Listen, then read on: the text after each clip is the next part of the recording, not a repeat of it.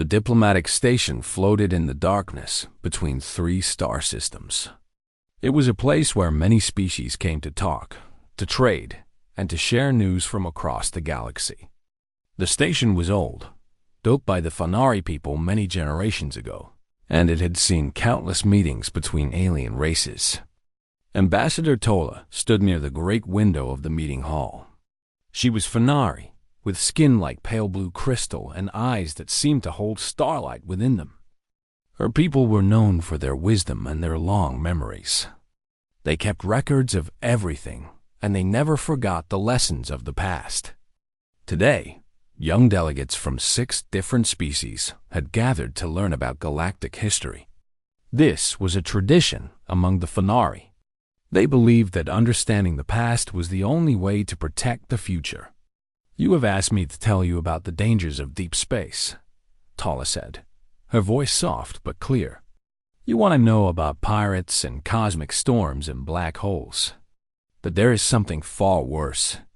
Something that has made entire civilizations disappear." The young delegates leaned forward in their seats. A Kalori warrior with green scales crossed his arms, looking doubtful. A small Venish scientist adjusted her glasses and prepared to take notes. "I speak of the Reapers," Tola continued. The room became very quiet. Some of the delegates exchanged worried looks. Others seemed confused, as if they had never heard the name before. "The Reapers are ancient," Tola explained. "They've existed since before my people reached the stars. They are massive vessels, kilometers long, painted in colors of shadow and death. They move through space in perfect formation, silent as ghosts. They do not answer calls. They do not negotiate. They simply arrive, and then worlds go dark." The Kalori warrior laughed nervously. "Surely these are just stories. Tales to frighten children." Tola turned to face him with an expression that held no amusement. The Kalori home world was once part of a system with 4 inhabited planets. "Do you know what happened to the other 3? The warrior's smile faded. He did not answer. "They encountered the Reapers," Tola said. "The populations of all 3 worlds vanished in a single night. No bodies were found. No messages were sent. Only empty cities remained, and the records of their final transmissions. They saw the ships coming. They screamed for help. And then there was silence. A young Fanari communications officer named Veth sat in the corner of the room, monitoring the station's long-range sensors. He had heard Ambassador Tola tell this story many times before. The Reapers were the greatest fear of every spacefaring civilization in this region. Parents used them to warn children about the dangers of wandering too far from home. But Veth had always wondered if the stories were entirely true. The records were ancient, passed down through thousands of years. Details had surely been lost or changed over time. "What do the Reapers want?" the Venish scientist asked, her voice trembling slightly. "No one knows," Tola replied. "Some believe they harvest entire populations for food. Others think they collect living beings for experiments. A few scholars suggest they simply enjoy destruction. Whatever the truth, one thing is certain. When the Reapers appear, civilizations end." The meeting continued for another hour. Tola shared more stories, showed ancient recordings that were scratchy and unclear, and answered questions as best she could. By the end, the young delegates looked pale and shaken. Veth returned to his duties at the communications station. He checked the routine reports from nearby colonies, confirmed trading schedules, and monitored the usual flow of ships through the sector. It was boring work, but he was good at it. Then, his screen began to flash red. Veth sat up straight, his crystalline fingers moving quickly across the controls. A distress signal was coming from Tessara, a Fanari colony world 3 light-years away. The message was broken and frantic, filled with static and screaming voices. "This is Tessara Colony Control," the voice said, barely audible through the interference.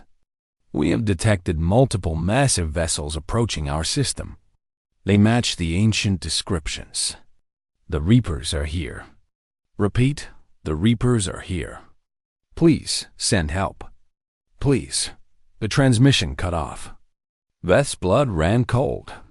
He ran the sensor data 3 times, refusing to believe what he was seeing. But the readings were clear.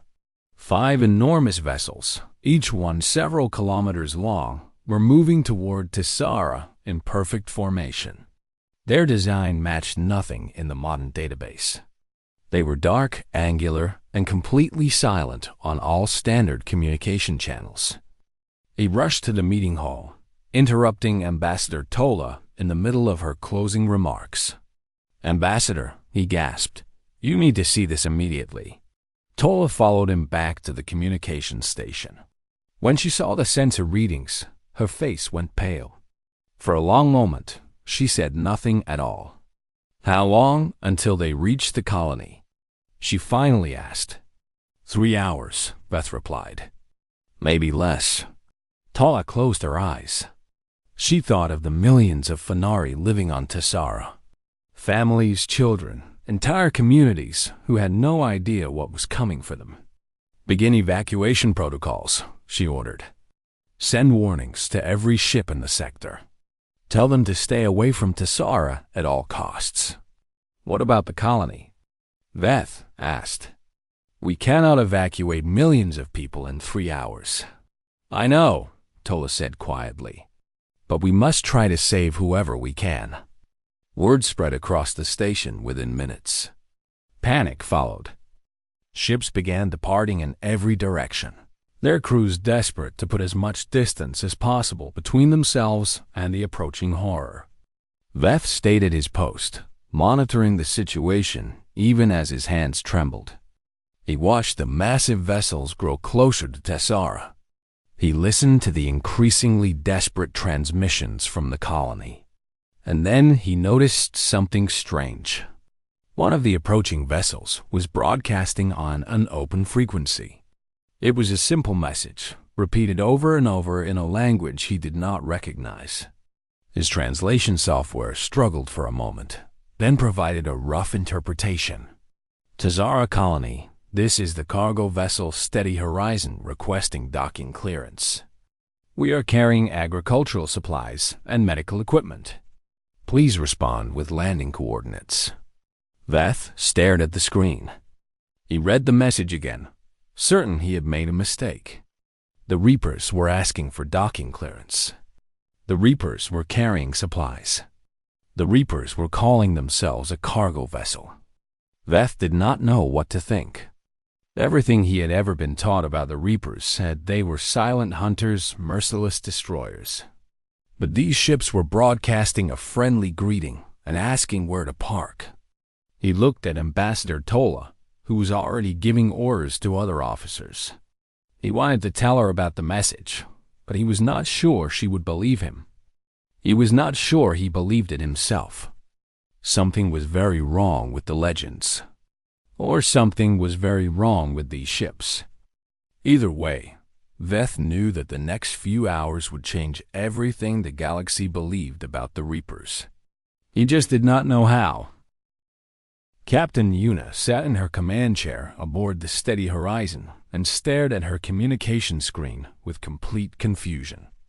She had been hauling cargo across the galaxy for 15 years, and she had never experienced anything like this.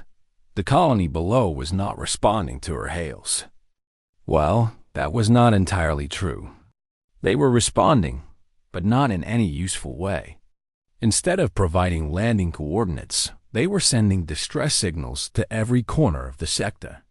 Instead of confirming receipt of their shipment, they were screaming about ancient legends and begging for mercy. "Captain," said First Officer Dawn, looking up from his station, "I think there might be a translation problem." "Read it to me again," Yuna said. Rubbing her tired eyes, Dawn cleared his throat. Latest transmission from the colony surface. Quote, "The dark ships approach. The Reapers have returned. Our ancestors warned us. Now we face the harvest. May our souls find peace in the void." End quote. Yuna looked at him blankly. "We're delivering grain," she said slowly. "And medicine. And water filters. I am aware, Captain." Engineer Myray climbed up from the lower deck, wiping oil from her hands with an old cloth. She was small but strong, with sharp eyes that missed nothing. "What is happening up here?" "The whole crew is asking questions. The colony thinks we are here to eat them," Do-hwan explained. Myray stopped walking. She looked at Yuna, then at Do-hwan, then back at Yuna. "What?" "They keep calling us Reapers," Yuna said. "They say we are ancient monsters who harvest entire worlds. They are evacuating cities and sending farewell messages to their families." "But we are a freight convoy," Myray said. "We deliver things. That is literally all we do." "Yes, I am aware of our job description." Navigator Taiwu appeared at the bridge entrance, his tablet in hand. He was the quietest member of the crew, a man of few words but excellent instincts. "Captain, the other 4 ships in our convoy are reporting the same problem. No colony will respond. All we get is panic and prayers." Yuna stood up and walked to the main view screen. Below them, the planet Tazara turned slowly, its blue and green surface covered with swirling clouds. It looked peaceful from up here, but she knew that millions of people on that surface were currently living through the worst fear of their lives, all because 5 cargo ships had shown up with a delivery. "This is insane," she muttered. "We have done this run 100 times. We have traded with dozens of alien species. No one has ever called us Reapers before. Perhaps this region has different legends," Do-hwan suggested. "We are operating in a new sector. These civilizations may not have had contact with humans before, so their first reaction upon seeing us is to assume we want to destroy them?" "Apparently so." Yuna thought for a long moment. She could simply leave.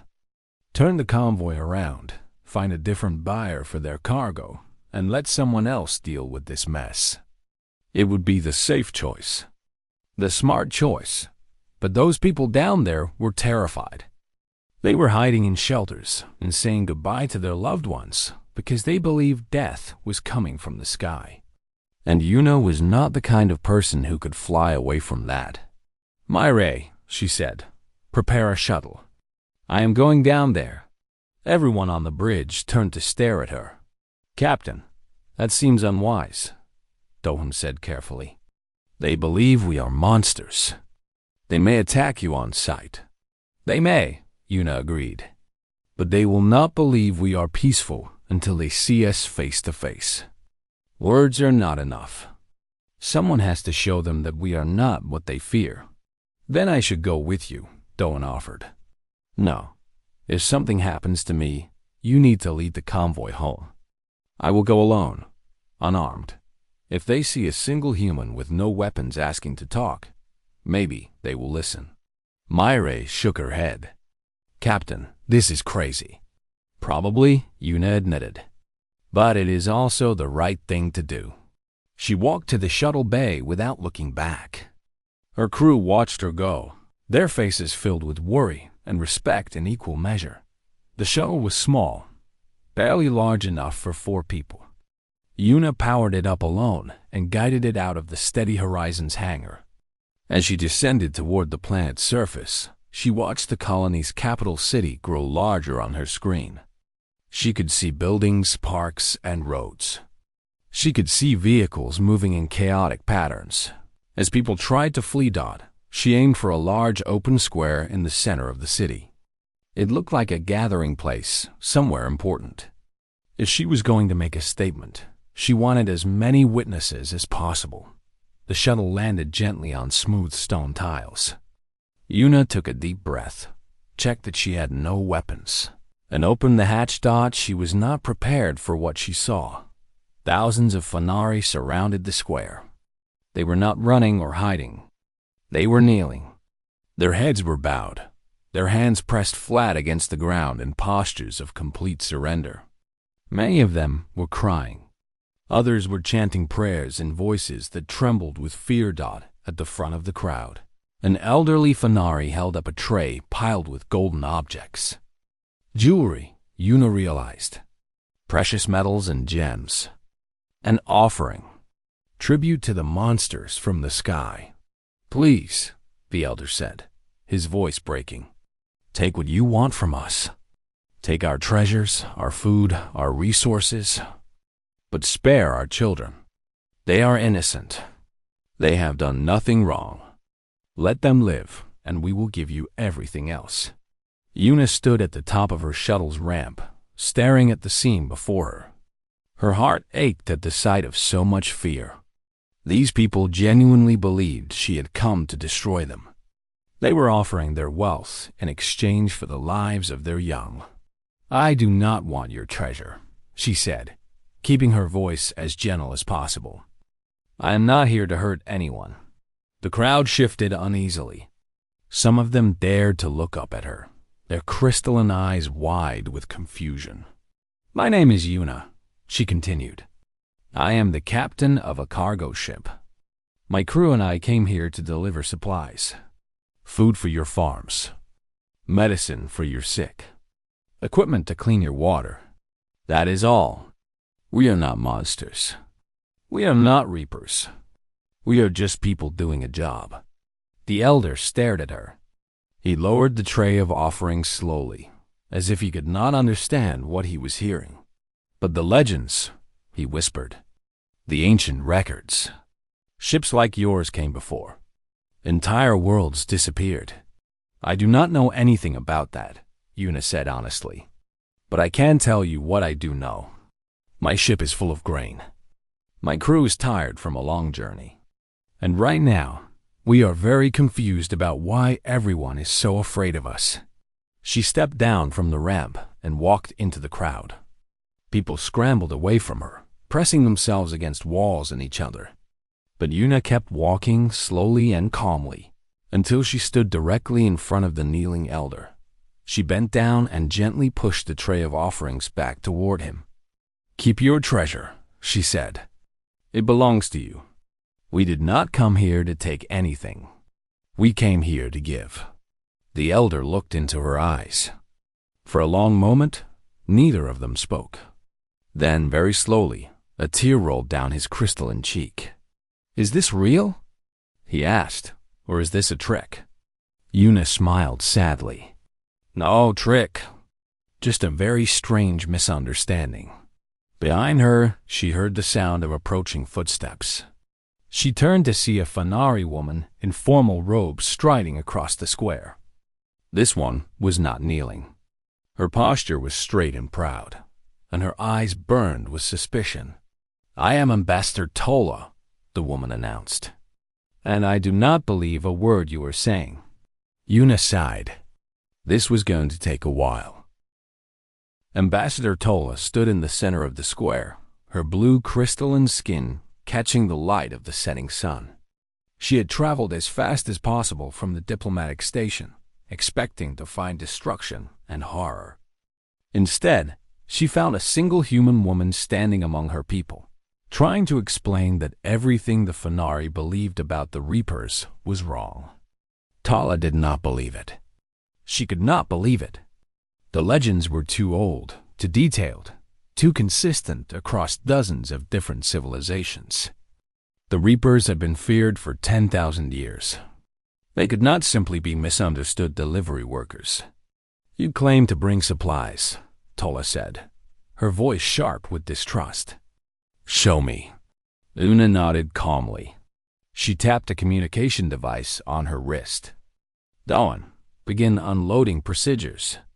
Send everything we have down to the main square." "Captain, are you sure?" Dawn's voice crackled through the small speaker. "The situation still seems dangerous."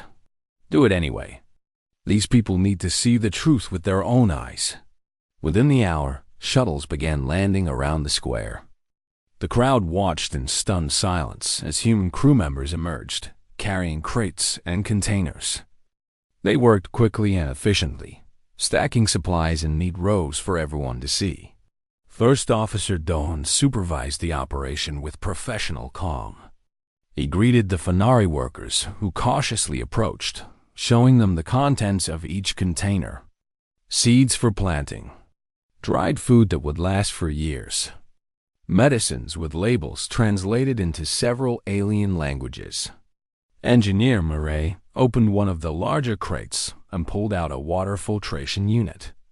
She found a nearby fountain that had been damaged by age and neglect, and within 30 minutes, she had it working again. Clean water flowed for the first time in months. A group of Fenari children gathered to watch, their fear slowly turning to curiosity. Navigator Tai Wu quietly helped elderly Fenari citizens carry their offered treasures back to their homes. He spoke little, but his actions were gentle and respectful. One old woman clutched his arm and wept, unable to understand why the monster from her nightmares was returning her grandmother's jewelry. Counselor Veth, the young communications officer from the diplomatic station, had also arrived with Ambassador Tola, while Tola watched the humans with suspicious eyes. Veth found himself drawn to the ancient records building at the edge of the square. Something about this situation bothered him deeply, and he wanted to understand it. He spent hours digging through archives that had not been touched in generations. He found documents written on materials so old they crumbled at his touch. He discovered recordings stored in formats that modern equipment could barely read. And slowly, piece by piece, he began to uncover a truth that no one had considered. By the time darkness fell, Veth had enough evidence to change history. He found Ambassador Tola standing near the pile of supplies, watching Captain Yuna explain human agriculture to a group of curious Fenari farmers. Tola's expression remained skeptical, but some of the hardness had left her eyes. "Ambassador," Veth said quietly, "I need to show you something." They walked together to the records building, where Veth had spread his findings across a large table. Maps, documents, recordings, and calculations covered every surface. The legends described the Reapers appearing approximately 10,000 years ago. Veth began. They say massive ships came without warning. Entire civilizations disappeared, and nothing was ever the same. "I know the legends," Tola said impatiently. "I have been teaching them my whole life." "Yes, but have you ever examined the original sources? The actual records from that time?" Tola paused. In truth, she had not. The stories had been passed down so many times that everyone simply accepted them as fact. Examining the original evidence seemed unnecessary. Veth pulled up an ancient star chart. This map shows the positions of the Reaper vessels when they were first spotted. Here, here, and here. He pointed to 3 different locations. And this map shows where they were last seen weeks later. He pointed to 3 new locations. "I do not understand," Tola said. "Look at the trajectory," Veth urged. The ships were not moving toward inhabited worlds. They were moving through this region on a straight line. They never stopped. They never changed course. They simply passed through, like travelers on a long journey. Tola studied the maps more closely. Veth was right. The path of the ancient vessels was consistent and direct. It did not look like a hunting pattern. It looked like a route. "Now look at this," Veth continued, pulling up a grainy recording. The image showed massive ships moving through space in formation. They were dark and angular, just as the legends described. But Veth had enhanced the recording using modern technology, and new details became visible. The ships had windows. Thousands of small lights glowed from their surfaces. And painted on their sides, barely visible through the distortion, were symbols that looked almost like letters. "Those markings," Veth said. "I ran them through every translation database we have. They do not match any known language from that era, but they do match something else." He pulled up an image of the steady horizon, still floating in orbit above them. They match the markings on the human cargo ships, Beth said. The lettering style is almost identical. The proportions are the same. These ancient reapers were not alien destroyers. They were human vessels. Tola's breath caught in her throat. She looked from the ancient recording to the modern image and back again. The similarity was undeniable. But that is impossible, she whispered. Humans have only been traveling between stars for a few centuries. They could not have been here 10,000 years ago. Unless, Beth said slowly, they were traveling very slowly. The captain mentioned that early human ships could not move faster than light. They used something called generation ships. Vessels designed to travel for thousands of years, while generations of humans lived and died aboard them. Tola's mind raced. She thought about the timeline, the trajectories, the lack of actual evidence that the Reapers had ever harmed anyone. The civilizations that disappeared, she said. The empty worlds. If the humans never actually attacked them, then perhaps those civilizations did exactly what we almost did today, Beth finished. They panicked.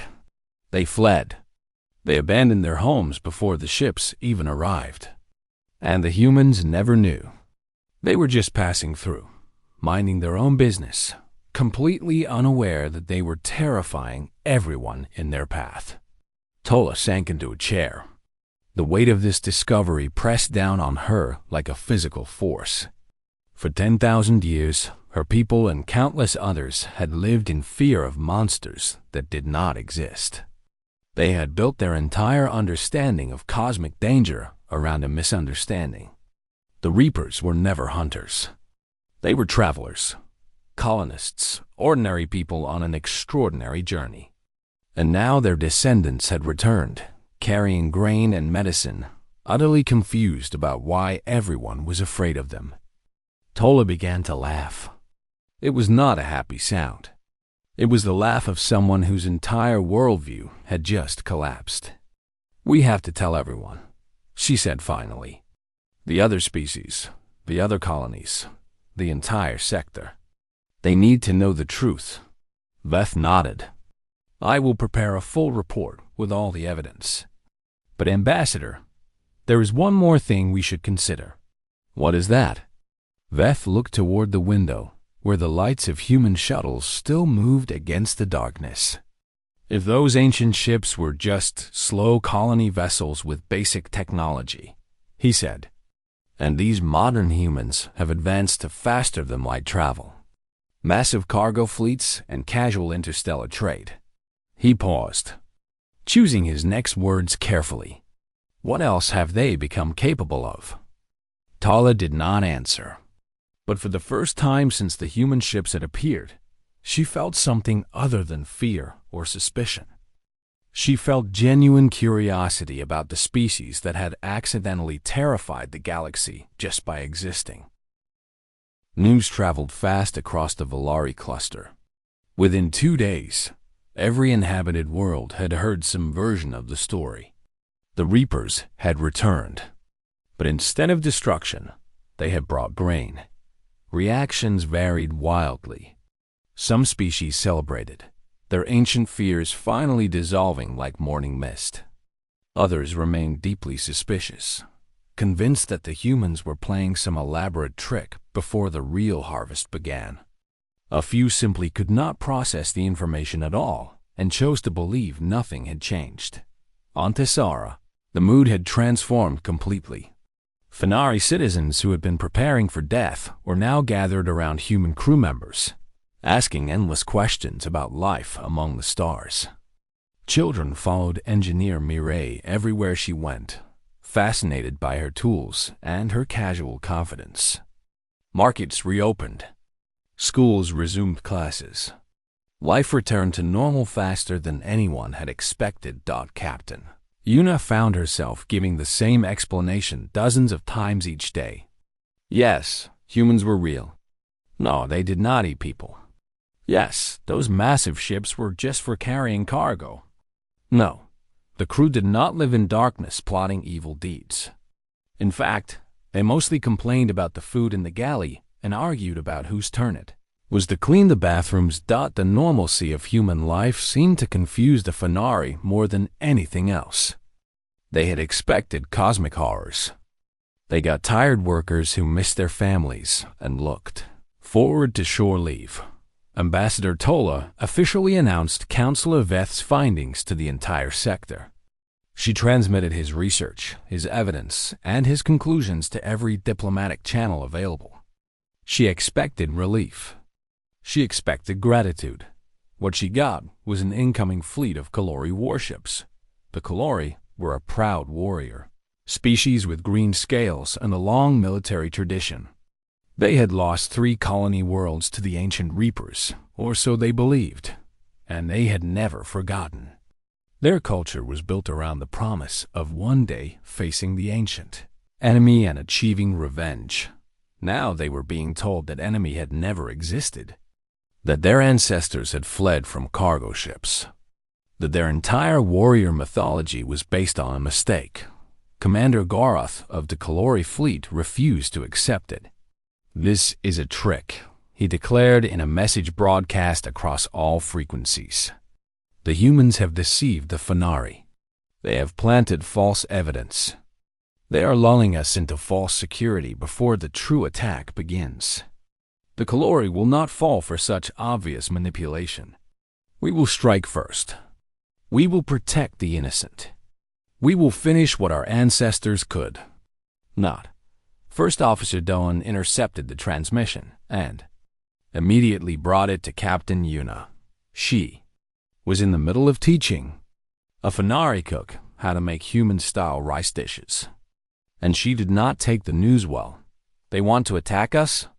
she asked, her wooden spoon still in her hand. "Because they think we are pretending to be nice?" "Apparently so," Dohan confirmed. "Their fleet will arrive within 6 hours. 12 warships fully armed with orders to destroy our convoy." Yuna set down the spoon. The Finari cook backed away nervously, sensing the sudden tension. "Our ships have no weapons," Yuna said. "We are cargo haulers. We cannot fight a military fleet." "I know. If we run, they will think we are guilty. They will say our flight proves we are monsters." "I know that too." Yuna closed her eyes and thought about her options. She could try to negotiate, but Commander Goreth seemed committed to his beliefs. She could call for help, but no human military vessels were anywhere near this sector. She could evacuate her crew to the planet's surface, but that would put the Finari in danger. There was really only one choice that made sense. It was stupid and dangerous, but it was the right thing to do. "We stay," she announced.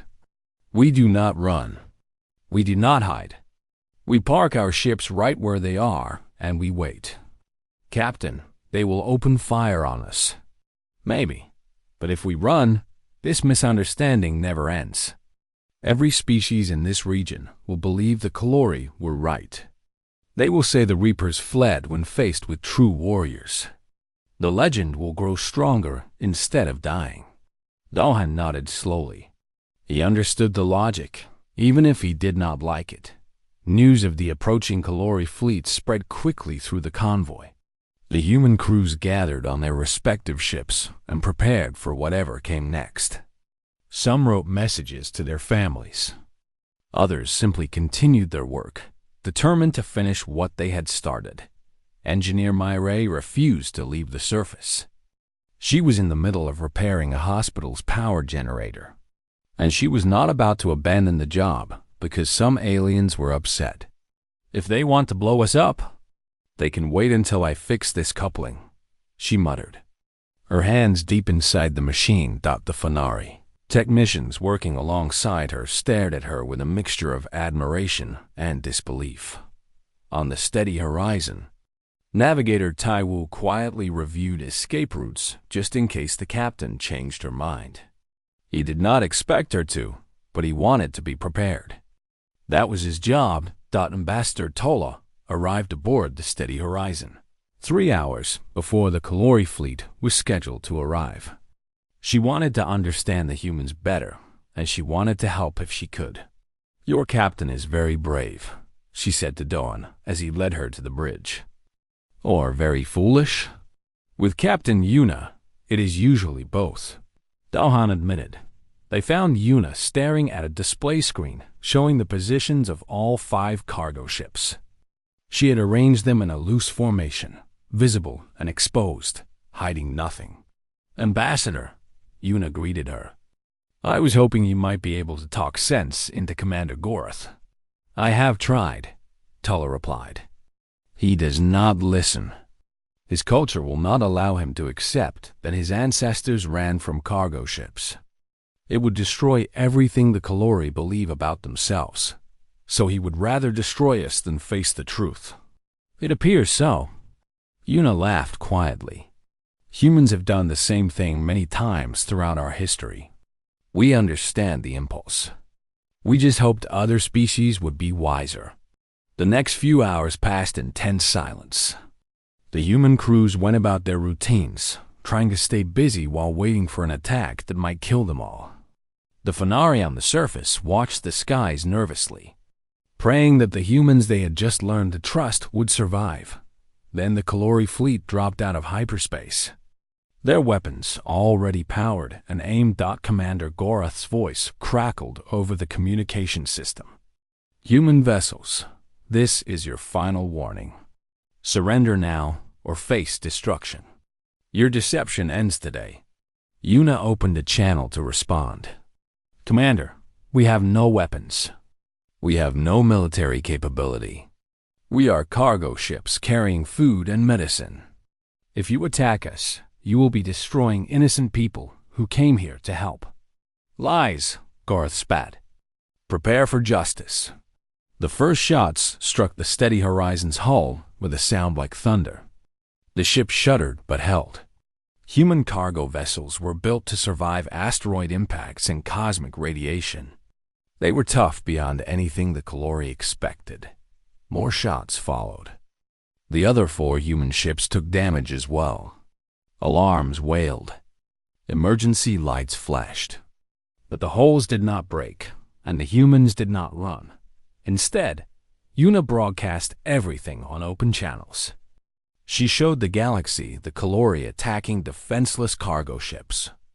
She showed her crew calmly doing their jobs while weapons fire rained down around them. She showed Doan helping an injured crewman while the deck shook beneath them, across the sector. Every species with a communication receiver watched in real time as the legendary Reapers refused to fight back, refused to flee, and simply absorbed punishment while asking the Kalori to please stop shooting. The myth of the Reapers began to die, and something new began to take its place. The attack lasted 17 minutes. To the crew of the steady horizon, it felt like hours. Kalori weapons pounded against their hull in a relentless assault that would have torn most vessels apart. The cargo ships groaned and creaked under the pressure. Emergency systems flickered. Smoke filled the lower decks from minor electrical fires. But the ships held. Navigator Taiwu monitored the damage reports with quiet focus.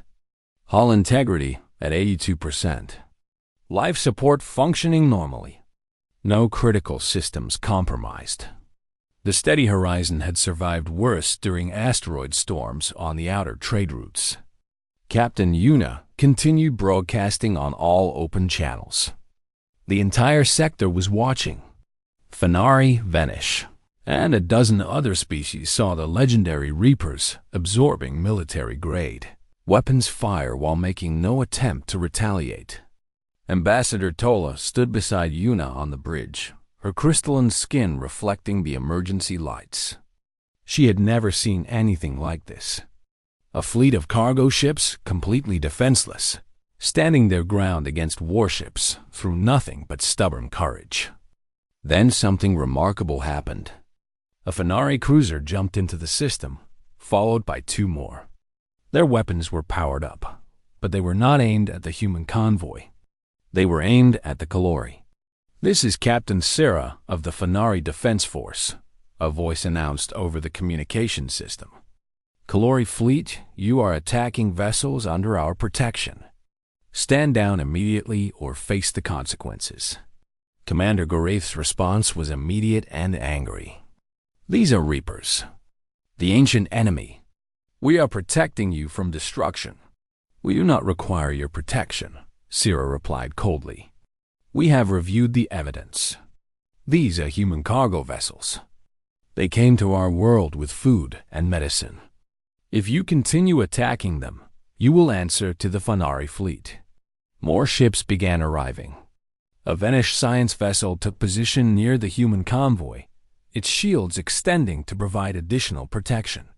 2 small Kalori transport ships, civilian vessels whose crews disagreed with their military leaders, also moved to block the assault. Within 30 minutes, the Kalori warships found themselves surrounded by vessels from 6 different species. Not all of them were military ships. Some were cargo haulers like the humans. Others were passenger transports filled with refugees who had been fleeing the supposed Reaper threat. But they all had one thing in common. They had seen the truth, and they would not let the lie continue. Commander Gorath realized he was outnumbered. His weapons could destroy the human convoy, but the cost would be war with half the sector. His own fleet would not survive such a battle. This is madness, he growled. You are all deceived. The Reapers will show their true nature soon enough. Then come and see for yourself, Yuna transmitted. Board my ship. Walk through our cargo holds. Meet my crew. Look at our records, our manifests, our personal photographs. See who we really are. If you still believe we are monsters after that, I will not stop you from destroying us. There was a long silence. The Kalori warships held their positions, weapons still charged, but no longer firing. Finally, Commander Gorath made his decision. 1 shuttle. I will come alone. If this is a trap, my fleet will atomize your entire convoy. Agreed, Yuna said.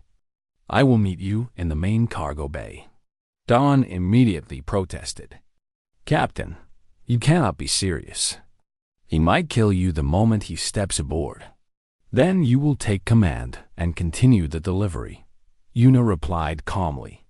Someone has to show these people that we are not afraid of them. She walked to the cargo bay alone. The Kalori shuttle landed roughly, its pilot clearly not concerned with gentle parking. Commander Gorath emerged with his weapon drawn, his green scales reflecting the harsh lighting of the bay. He was tall and muscular, built for combat, with scars that spoke of many battles. He found Yuna standing beside a large container, a cup of coffee in her hand. You drink something while facing death? He asked, confused. It has been a long day, Yuna replied. Would you like some? It is not very good, but it helps with the tiredness. Gorath did not answer. He moved through the cargo bay with military precision, checking behind containers and above walkways, searching for hidden weapons or troops. He found nothing but supplies. Food in sealed packages, medicine in labeled boxes, equipment for farming and construction, and water purification. He opened containers at random, confirming their contents. Grain, seeds, filters, nothing that could be used as a weapon. Finally, he reached the crew quarters.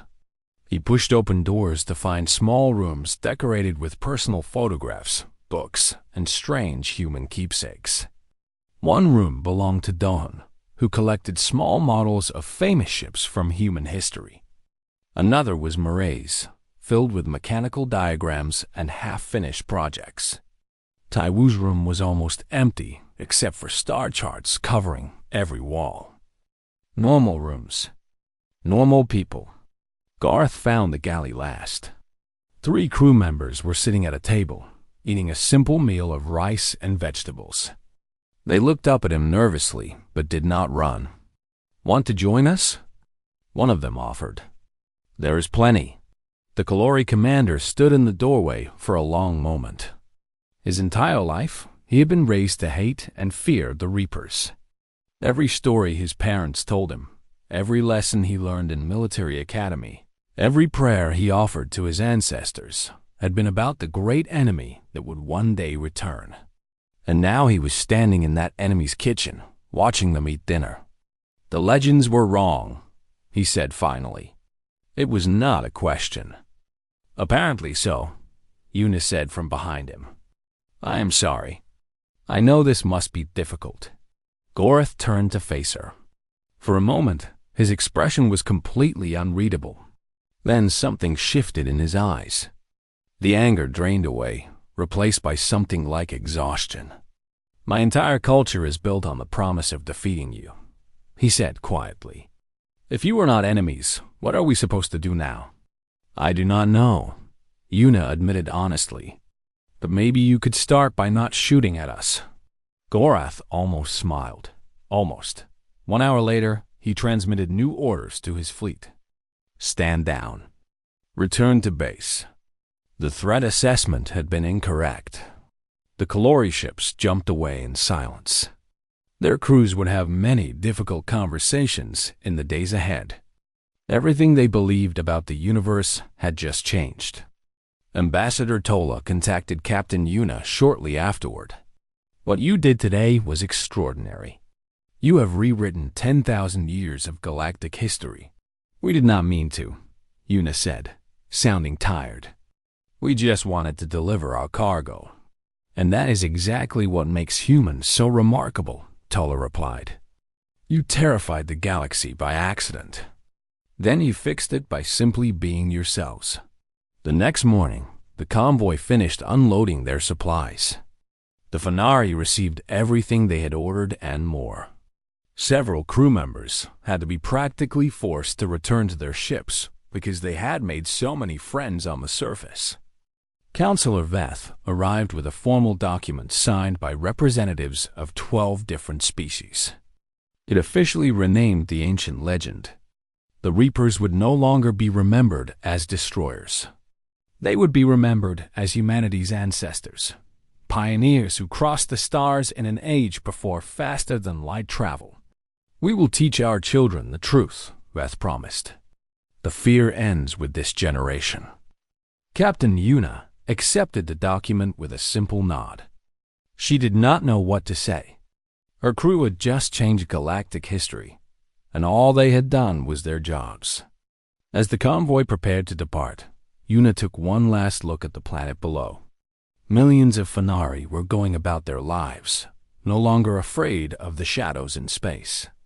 The legend of the Reapers had died, replaced by something better. Humans were no longer monsters in this region.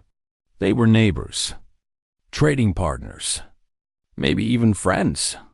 "Captain," Dohan said from his station, "the next delivery is scheduled for a system called Vondros. It is another first contact situation. Should we expect trouble?" Una laughed softly. "Probably, but we will figure it out." She settled into her command chair as the steady horizon prepared to jump to hyperspace. Behind them, the Valari cluster was forever changed. Ahead of them, new challenges waited. "You know," Myre said from the engineering station, "I just realized something. We never got paid for this delivery." The entire bridge went silent. "I will send an invoice," Dohan muttered. The steady horizon jumped to hyperspace, carrying its tired crew toward the next adventure. In the galley, someone was already arguing about what to make for dinner. Some things never changed, no matter which corner of the galaxy you were in.